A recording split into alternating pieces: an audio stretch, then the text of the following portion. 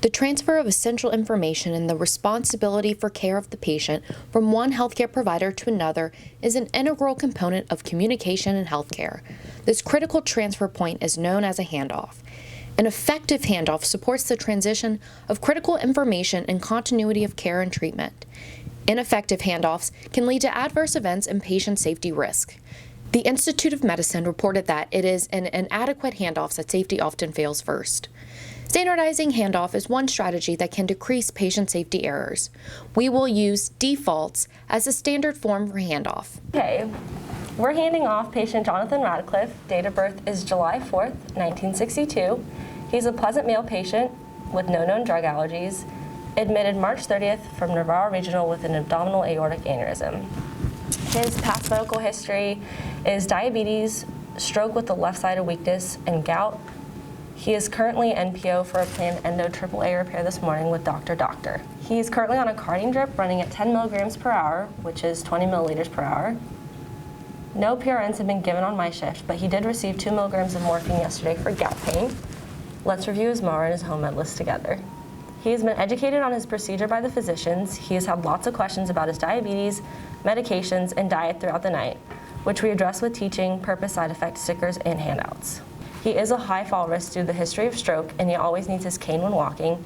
He is a one-person assist. We've been assisting him to the restroom when he calls, gate belt is in the room, and spouse is also at the bedside. She is the emergency contact. Assessment-wise, he's alert and oriented ×4, PERLA, lungs are clear bilaterally, heart rhythm is regular. He's been sinus rhythm, sinus brady all night, with his lowest heart rate being 56. No chest pain. Bowel sounds are present in all quadrants. His last bowel movement was last night. No issues there. Urine output total for my shift is 800. Pulses are bilateral, radial, palpable, 2+. His DPs and PTs are all Doppler, and they are marked. Pre-op orders have been completed. Consents are signed. Here are the consents. Okay. Other orders are strict I's and O's. Let's review each order together and make sure there are no other signed and held orders. He has a 20 gauge on his right lower arm. There is an order to keep the vein open, so there's saline running at 30 milliliters per hour right now. He also came in with their right IJ, and that dressing has not been changed. Do you know when it's due? It's due tomorrow. His surgery is scheduled for 10 a.m. Pre-op's calling him around 8 a.m. There is a pending creatinine recheck at 7:30. His abdominal ultrasound is already performed and resulted last night. Let's review his labs and vitals together. He has been here for 4 days due to waiting on the graft shipment, and his blood pressure was not stable enough to discharge, so he's been asking when he can go home after the procedure. And the physician explained to him it'll be at least 2 days and his blood pressure needs to be improved and monitored. Skin-wise, he has no skin issues. He weighed 62.5 kilograms today. His admission weight was 62 kilograms. All right. Let's go see him. Yeah.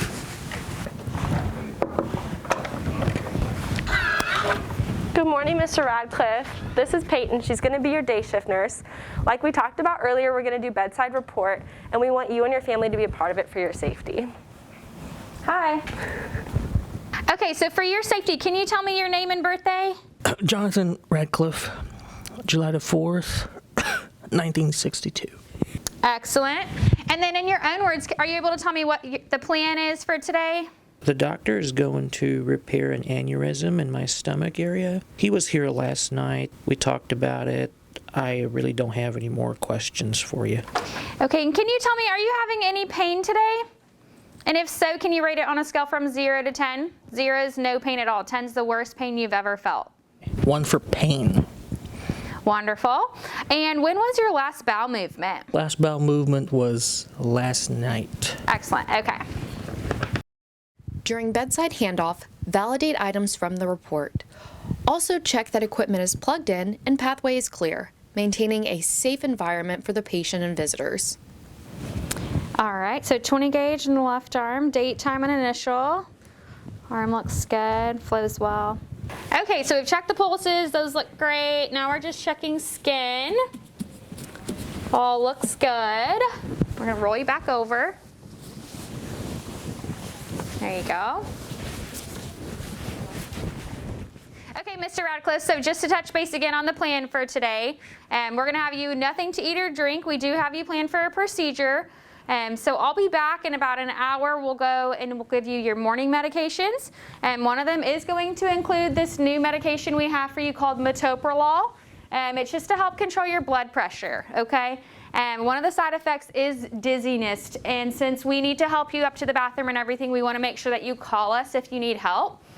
So here's the call light, and you guys can use this too. If y'all need us for any reason, you can press this red button and it will call out to the nurse's station. And we definitely want you to use this and call us if you need to get out of bed so that we avoid any falls today, okay? Okay, do any of you guys have any questions about the plan or anything? I don't have any more questions. I'm just ready for this procedure.